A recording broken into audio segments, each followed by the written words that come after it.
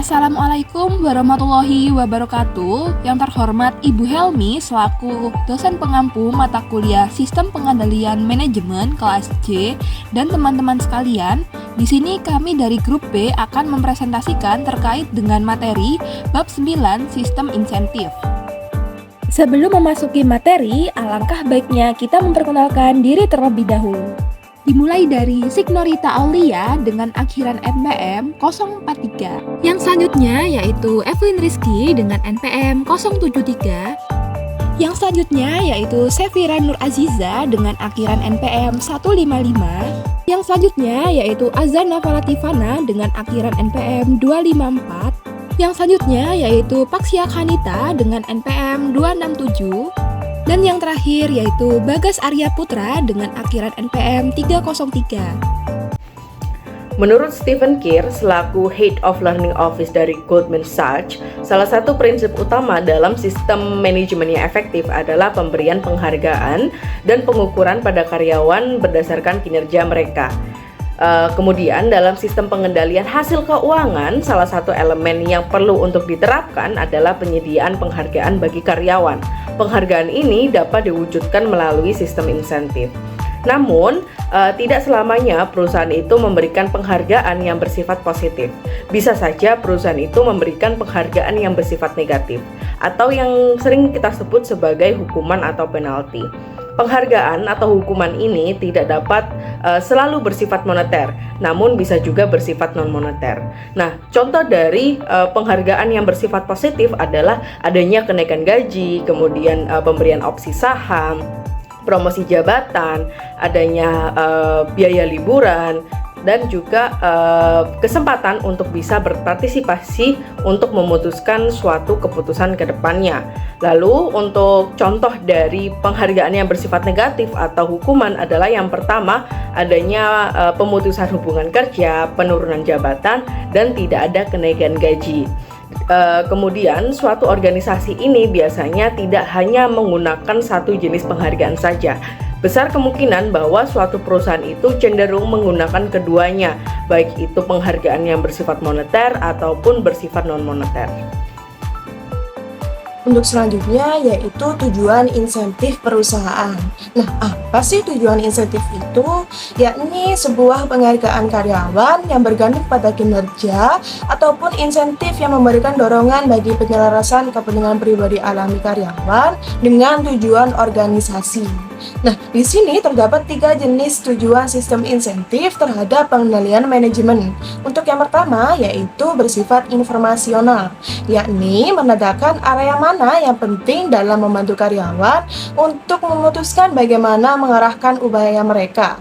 Nah, tujuan ini menarik perhatian para karyawan karena mengingatkan tentang kepentingan relatif dari area hasil yang seringkali bersaing seperti biaya, kualitas, layanan pelanggan, manajemen aset, dan pertumbuhan. Nah, manfaat pengendalian kedua yakni bersifat motivasional, yakni mendorong upaya karyawan dalam mengatasi masalah pribadi alami mereka terhadap beberapa tindakan penyelesaian yang merupakan salah satu dalam tujuan kepentingan organisasi seperti bekerja sama dengan divisi lain untuk menyelesaikan keluhan pelanggan, melakukan panggilan penjualan untuk mendapatkan lebih banyak bisnis, serta menyiapkan dokumen ataupun melatih para karyawan. Nah, untuk yang terakhir yaitu daya tarik dan retensi personel. Tujuan ini bergantung pada kinerja karyawan yang merupakan bagian penting dari kompensasi total banyak karyawan yang biasanya dijanjikan untuk peningkatan perekrutan dan retensi karyawan, baik dengan menawarkan program yang sebanding ataupun yang lebih unggul dari yang ditawarkan oleh pesaing-pesaing mereka. Nah, biasanya perusahaan itu juga menawarkan paket kompensasi dengan gaji pokok di bawah rata-rata dengan kompensasi kinerja yang memberikan kesempatan untuk mendapatkan kompensasi total di atas rata-rata jika kinerja karyawan tersebut sangatlah baik. Sistem insentif juga memiliki beberapa tujuan non-kontrol. Yang pertama, sistem insentif bergantung pada kinerja yang membuat kompensasi lebih bervariasi terhadap kinerja perusahaan. Seperti contoh, mengurangi pengeluaran tunai saat kinerja buruk. Dengan demikian, hal ini akan memperlancar pendapatan perusahaan. Nah, dapat disimpulkan bahwa organisasi yang berada di bawah tekanan akan menjaga biaya tetap agar tetap kompetitif sebagai hasil yang diinginkan. Nah, untuk yang kedua yaitu pilihan desain sistem insentif juga dapat mempengaruhi pembayaran pajak perusahaan. Seperti contoh, peraturan tentang pembayaran tinggi kepada para eksekutif dalam situasi di mana pemegang saham tidak mendapatkan keuntungan karena gaji tetap tidak sesuai dengan basis kinerja. Di sini saya akan menjelaskan tentang insentif moneter. Jadi apa sih insentif moneter itu? Insentif moneter itu bentuk penghargaan finansial yang diberikan kepada karyawan sebagai bentuk pengakuan atas kinerja atau prestasi mereka. Nah, uang sendiri itu merupakan bentuk penghargaan penting yang sering dikaitkan dengan kinerja, khususnya pada level manajemen dalam organisasi. Insentif moneter tentu saja bukan satu-satunya bentuk penghargaan, bahkan juga tidak selalu menjadi yang terbaik, tapi penggunaannya begitu umum. Di sini ada 3 cara utama pemberian insentif moneter. Yang pertama yaitu kenaikan gaji berbasis kinerja, yang kedua rencana insentif jangka pendek, dan yang terakhir yaitu rencana insentif jangka panjang. Penjelasan yang pertama yaitu tentang kenaikan gaji berbasis kerja. Nah, di sini kita perhatikan bahwa istilah berbasis kerja adalah kunci membedakan insentif dari hak. Kenaikan gaji ini merupakan penyesuaian biaya hidup minimal. Namun, kenaikan gaji juga dapat dilihat dari sebagai insentif jika setidaknya sebagian kenaikan gaji didasarkan pada prestasi. Nah, kenaikan gaji ini dapat dilihat sebagai insentif jika diharapkan dapat diperoleh melalui kinerja atau perolehan keterampilan yang menjanjikan peningkatan kerja di periode yang mendatang. Penjelasan selanjutnya yaitu tentang insentif jangka pendek. Nah, insentif jangka pendek ini biasanya diberikannya dalam bentuk pembayaran tunai, tetapi juga bisa jadi dalam bentuk lain. Nah, insentif jangka pendek ini berdasarkan kinerja yang diukur selama periode 1 tahun atau kurang. Penghargaan dapat didasarkan pada kinerja satu orang atau pada kinerja kelompok yang menjadi anggotanya, seperti tim kerja, pusat laba, atau bahkan perusahaan secara keseluruhan. Nah, akan tetapi, metrik kinerja yang paling umum digunakan dalam bentuk rencana bonus tahunan adalah finansial, atau dengan kata lain, hanya ada sedikit rencana bonus yang tidak menyertakan setidaknya beberapa metrik kinerja finansial. Misalnya, bonus manajer divisi dapat dihitung sebagai persentase dari laba divisi hingga maksimum. Namun ada banyak cara untuk menetapkan rumus bonus. Selain ukuran kinerja finansial, ada juga rencana insentif. Ini juga dapat mencakup pembayaran bonus yang bergantung pada pencapaian di area kinerja non-finansial. Misalnya, 30% bonus manajer entitas dapat didasarkan pada pencapaian target kepuasan pelanggan, dan 10% lebih lanjut didasarkan pada pencapaian target kinerja lingkungan. Nah, dalam beberapa kasus, kinerja non-finansial ini merupakan bagian yang lebih dominan. Penjelasan selanjutnya yaitu tentang insentif jangka panjang. Nah, kalau tadi insentif jangka pendek itu didasarkan kinerja yang diukur selama kurang dari 1 tahun, kalau insentif jangka panjang ini itu diukurnya selama periode lebih dari 1 tahun. Nah, tujuan utamanya itu adalah memberikan penghargaan kepada karyawan atas peran mereka dalam menciptakan nilai jangka panjang. Nah, selain untuk memotivasi karyawan yang berkontribusi pada keberhasilan jangka panjang ini, penghargaan insentif jangka panjang ini juga bertujuan untuk menarik dan mempertahankan bakat utama yang membuat total kompensasi diharapkan itu lebih menarik. Nah, akan tetapi penghargaan insentif jangka panjang ini seringkali dibatasi pada tingkat manajemen yang relatif tinggi, karena berdasarkan argumen bahwa pengambilan keputusan eksekutif pada tingkat ini itu paling berdampak langsung pada keberhasilan jangka panjang organisasi. Nah, meskipun beberapa orang akan menolak argumen ini, sebaliknya itu akan menyerukan tanggung jawab yang didistribusikan untuk keberhasilan jangka panjang kepada setiap orang di dalam organisasi tersebut. Baik, materi selanjutnya adalah tentang desain sistem insentif. Di sini kita akan membahas tentang 3 hal, yaitu formula insentif, bentuk fungsi insentif, dan besaran gaji insentif. Yang pertama kita bahas adalah tentang formula insentif. Jenis penghargaan yang diberikan dan dasar pemberiannya biasanya dikomunikasikan kepada karyawan melalui formula yang disebut dengan formula insentif ini dan dijelaskan secara rinci dalam kontrak yang dinamakan kontrak insentif. Namun terkadang penilaian insentif ini bisa diberikan secara subjektif atau berdasarkan pendapat atau pengalaman pribadi dari atasan. Jadi pemberian insentif tidak hanya didasarkan pada angka-angka atau hasil yang terukur secara objektif. Penilaian subjektif ini bisa terjadi dalam beberapa situasi, misalnya saat pemberian bonus didasarkan pada penilaian subjektif tentang kinerja karyawan. Jadi penilaian pribadi dari manajerlah yang menentukan apakah karyawan tersebut akan menerima bonus atau tidak. Pendekatan subjektif ini memiliki beberapa kelebihan, yaitu yang pertama, salah satunya fleksibilitas. Artinya, jika perusahaan memberikan fleksibilitas dalam penilaian, maka karyawan tidak akan merasa tertekan atau kehilangan semangat ketika target yang ditetapkan sulit dicapai, sehingga karyawan akan tetap termotivasi untuk bekerja dengan baik. Namun, ada risiko tambahan bagi karyawan, yaitu seperti penilaian yang tidak sesuai dengan apa yang diharapkan oleh karyawan dan potensi ketidakpercayaan karyawan terhadap penilaian yang telah dilakukan oleh atasan. Oleh karena itu, penting untuk membangun kepercayaan antara karyawan dan penilaian subjektif ini agar bisa berjalan secara efektif. Selanjutnya adalah tentang bentuk fungsi insentif. Biasanya bonus diberikan hanya dalam kisaran kinerja tertentu dan dengan batasan bawah dan dengan batasan atas tertentu. Batasan bawah ini berarti bahwa jika kinerja tidak mencapai persentase tertentu, misalnya 80% dari target, maka karyawan tidak akan menerima bonus. Batasan bawah diterapkan karena perusahaan tidak ingin memberikan bonus untuk kinerja yang dianggap kurang memuaskan atau buruk. Sedangkan batasan atas merupakan batasan di mana kinerja di atas persentase tertentu, misalnya di atas persentase 150%, tidak akan menghasilkan tambahan bonus. Jadi walaupun kinerja melebihi target insentif, maka tidak akan terus meningkat. Batas atas ini diberlakukan karena berbagai alasan, seperti mencegah bonus yang terlalu tinggi akibat keberuntungan dan menjaga keseimbangan gaji antara posisi yang lebih rendah dan posisi yang lebih tinggi di suatu perusahaan. Materi berikutnya adalah tentang besaran gaji insentif. Karyawan umumnya menghargai insentif berbasis uang. Maka dari itu, insentif dalam bentuk gaji variabel dapat memotivasi mereka untuk mencapai target kinerja. Paket kompensasi yang menawarkan gaji variabel berbasis kinerja cenderung menarik karyawan yang percaya diri dalam kemampuan mereka dan karyawan yang bersedia menerima risiko.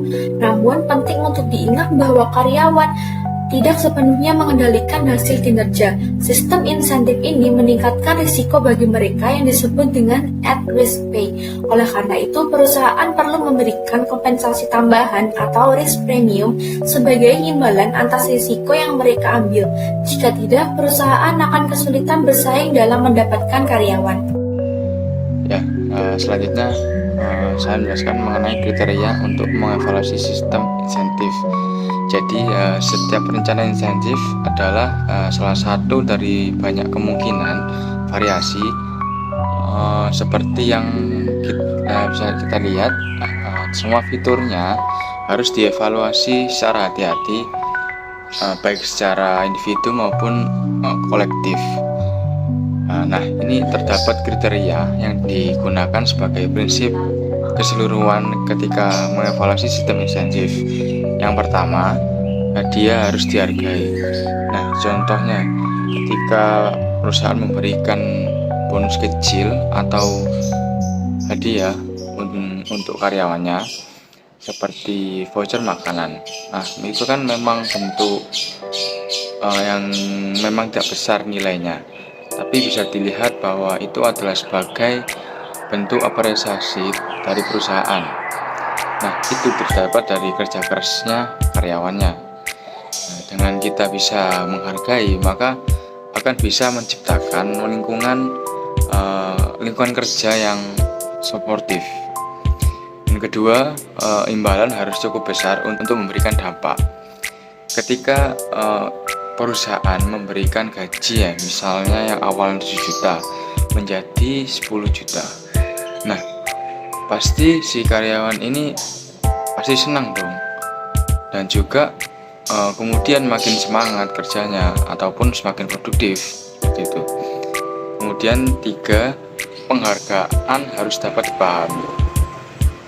Organisasi bisa mengeluarkan biaya yang cukup besar untuk menyediakan penghargaan yang berpotensi ternilai. Dan yang keempat, penghargaan harus tepat waktu. Misalnya nih, seorang karyawan berhasil menyelesaikan proyek besar yang memberikan dampak positif bagi perusahaannya. Nah, ketika yang diberikan tepat waktu akan membantu mempertahankan semangat kerjanya dan memastikan bahwa upaya karyawan itu diakui secara langsung. Kemudian yang kelima itu dampak dari penghargaan haruslah berkelanjutan. Penghargaan memiliki nilai yang lebih besar jika perusahaan baik yang ditimbulkan oleh pemberian penghargaan tersebut yang bertahan lama. Keenam, penghargaan harus dapat diubah. Menilai kerja sering membuat kesalahan dan beberapa keputusan penghargaan lebih sulit diperbaiki daripada yang lain. Kemudian yang ke-7, penghargaan harus hemat biaya. Artinya, jika semua hal lain sama, insentif harus mencapai motivasi yang diinginkan dengan biaya minimal. Namun, seperti yang disarankan di atas dalam kutipan sebelumnya, banyak organisasi kini tampaknya memiliki proses peninjauan dengan peningkatan besar dalam penggunaan analisis biaya manfaat. Ya, baik, saya akan melanjutkan mengenai insentif moneter dan kriteria evaluasi. Jadi, imbalan berupa uang dapat memberikan pengaruh yang kuat terhadap perilaku karyawannya, karena jelas bahwa setiap orang menghargai uang, karena uang dapat digunakan untuk membeli barang atau jasa yang memenuhi kebutuhan yang paling mendesak. Beberapa imbalan moneter tidak memenuhi kriteria ini. Kenaikannya biasanya kecil bagi sebagian besar karyawan, sehingga kenaikan total terlihat kecil pada saat inflasi. Hal ini menggambarkan bahwa pengaruh adalah kriteria insentif yang sangat kuat, namun pengaruh yang sama kuatnya secara langsung menunjukkan perilaku buruk yang ingin diperbaiki. Nah, untuk yang selanjutnya kita akan membahas tentang penghargaan kelompok, yang dimana penghargaan kelompok ini adalah pengakuan atau apresiasi yang diberikan kepada sekelompok individu atas pencapaian, kontribusi, atau upaya kolektif mereka. Nah, di penghargaan kelompok ini terdapat dua kelebihan. Untuk yang pertama yaitu pengendalian budaya, yang dimana penghargaan kelompok ini dapat menghasilkan kontrol budaya yang bermanfaat, dimana anggota tim ini saling memantau dan memberi sanksi atas perilaku satu sama lain. Untuk yang kedua yaitu motivasi kolektif. Nah, motivasi kolektif ini dapat menciptakan semangat kerjasama di antara anggota tim. Nah, di sini terdapat contoh pada John Lewis. Nah, itu semua karyawan berbagi keuntungan dengan bonus yang mencapai beberapa minggu hingga 2 bulan gaji berdasarkan kinerja. Nah, untuk yang kedua yaitu Slater dan Gordon. Nah, di mana rencana kepemilikan saham karyawan itu untuk mendorong retensi, meningkatkan kinerja, dan menyelaraskan insentif. Untuk kelemahannya sendiri, yang pertama adalah efek insentif yang lemah, di mana penghargaan kelompok tidak selalu memberikan insentif yang kuat, terutama jika individu ini merasa tidak dapat mempengaruhi kinerja. Lalu untuk yang kedua yaitu potensi keuntungan gratis, di mana dalam tim besar beberapa anggota ini mungkin bermalas-malasan sehingga tanpa dampak signifikan pada hasilnya. Untuk yang ketiga yaitu ketidakstabilan kompensasi, di mana karyawan tingkat bawah itu mungkin mengalami kompensasi yang lebih tidak stabil ataupun tidak pas. Kesimpulan dari bab ini adalah insentif merupakan faktor kunci dalam memotivasi karyawan, tetapi harus dirancang dengan cermat. Nah, selain insentif finansial, terdapat juga bentuk penghargaan lain seperti pengakuan dan promosi juga dapat dilakukan secara efektif. Nah, untuk sistem insentif yang buruk itu dapat mendorong perilaku yang merugikan organisasi, sehingga insentif itu harus cukup untuk mendorong motivasi tanpa menimbulkan konsekuensi negatif ataupun hal yang tidak diinginkan.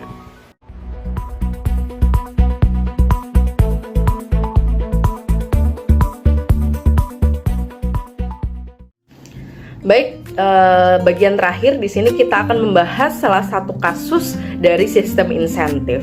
Nah, di sini ada suatu perusahaan namanya Harwood Medical Instrument PLC atau kita sebut saja di sini sebagai HMI yang berkantor pusat di Inggris, dan di sini perusahaannya memproduksi peralatan khusus medis. Dan ternyata kondisi bisnis saat itu semakin kompetitif dan semakin sensitif terhadap harga karena adanya tekanan untuk mengurangi biaya perawatan kesehatan. Di sini HMI sendiri terdiri dari 9 divisi yang masing-masing dikepalai seorang manajer umum, dan selama bertahun-tahun HMI ini telah tumbuh dengan baik. Di perusahaan HMI ini juga diterapkan sistem bonus, di mana bonus untuk manajer divisi itu dibayarkan 2 kali dalam setahun. Hingga tahun 2009, bonus ini dihitung sebesar 1% dari laba operasional divisi.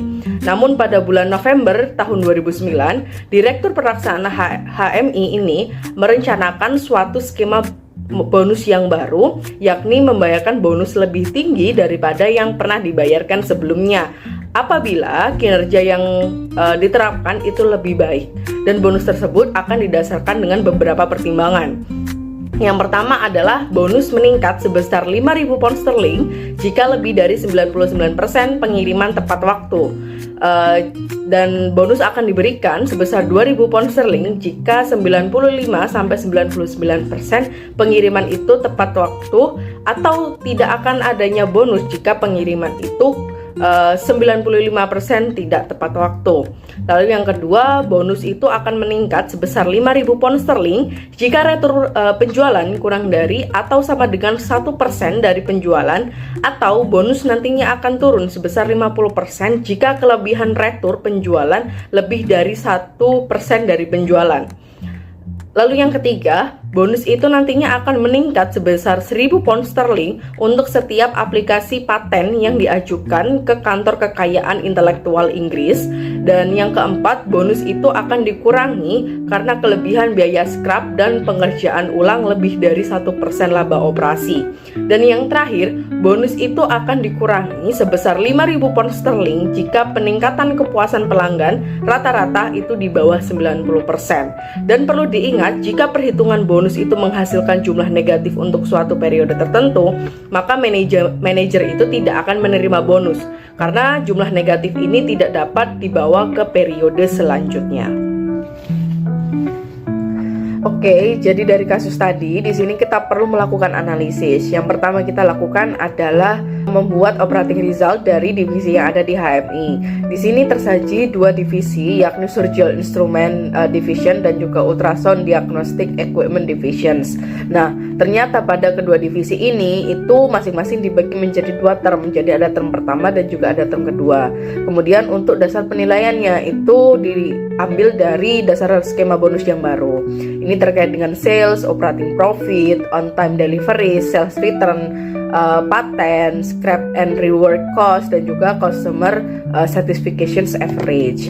Dari tabel tersebut itu dapat disimpulkan bahwa kedua divisi ini memenuhi dasar bonus yang baru, yakni Surgical Instrument Divisions karena dia ada ketepatan waktu pengiriman yang semakin meningkat di atas 95%, dan juga Ultrasound Diagnostic Divisions karena terjadi kenaikan laba. Sehingga pada tahun 2009 total bonus tahunan yang diperoleh oleh manajer Surgical Instrument Divisions dan juga Ultrasound Diagnostic Equipment Divisions ini masing-masing mendapatkan sebesar 85.000 pound sterling dan juga 74.000 pound sterling.